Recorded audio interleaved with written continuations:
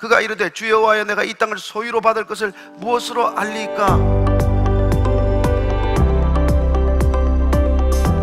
여전히 지금 아브라함의 신앙은 어느 수준입니까? 하나님께서는 의로움을 말씀하시고 그 믿음의 태도를 말씀하고 계신데 여전히 그 손을 바라보고 있는 것이죠. 뭘 주시겠습니까? 온 땅을 주시겠다고 그러는데 뭘 주시겠습니까? 큰 민족이 되겠다고 하시는데 아들은 언제 주실 것입니까? 여기에 지금 묶여 있는 것이죠. 그러나 하나님은 나무라지 않습니다. 야, 아브라함아 그거밖에 안 되느냐? 그러지 않아요. 저는 하나님께서 우리의 믿음 부족함을 아시기 때문에 하나님께서 믿음이 부족할 때 증거를 구하는 것을 기뻐하신다고 믿습니다. 아브라함이 지금 증거를 보여달라는 거예요. 어떻게 나한테 그 땅을 주시겠다는 것입니까?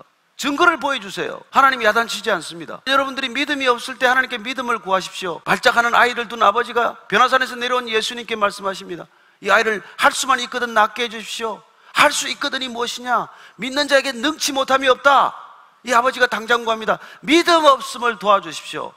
얼마나 정직합니까? 믿음 없음을 도와주십시오. 저는 여러분들이 믿음이 없을 때 믿음이 있는 채 하지 말고 믿음을 달라고 말씀하십시오. 그 믿음은 하나님으로부터 와야 합니다. 내 신념이 아니에요. 내 확신이 아닙니다. 그건 내 경험에서 비롯된 거예요.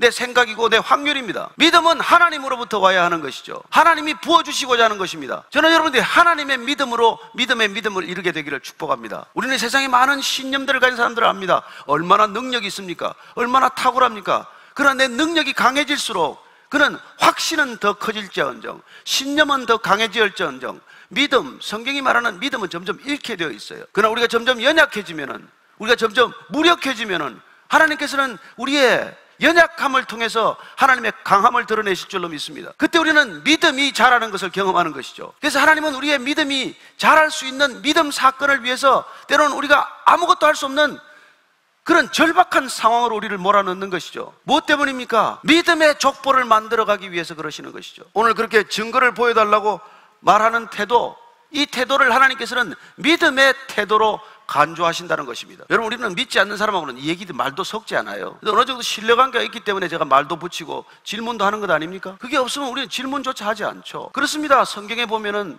기도는 내가 어떻게 주의 사자를 만났다고 확신할 수 있습니까? 그 증거를 구하는 것이죠. 양털 시험을 2번씩이나 요구합니다. 가브리엘 천사가 와가지고 마리아에게 수태를 고지했지만은 마리아는 내가 도대체 사내를 알지 못하는데 어떻게 수태한단 말입니까? 또다시 확인하는 질문을 던지게 됩니다. 저는 그런 질문이 우리 모두에게 필요하다고 믿습니다. 믿음 없을 때는 하나님께 증거를 구하십시오.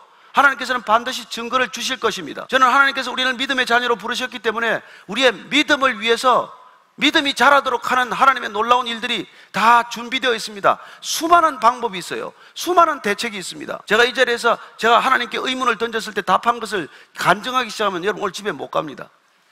우리가 가지고 있는 의문의 태도를 정직하게 말하는 것도 믿음에서 비롯된다는 것입니다. 그러나 우리는 불신의 태도를 가지고 있기 때문에 하나님의 체면을 생각해서 말하지 않아요. 대개는 구하지 않습니다. 내가 이걸 구했다가 하나님 못 들어주시면 하나님 체면 구길 텐데 내가 하나님의 체면을 구겨서 되겠냐고 생각하는 것이죠.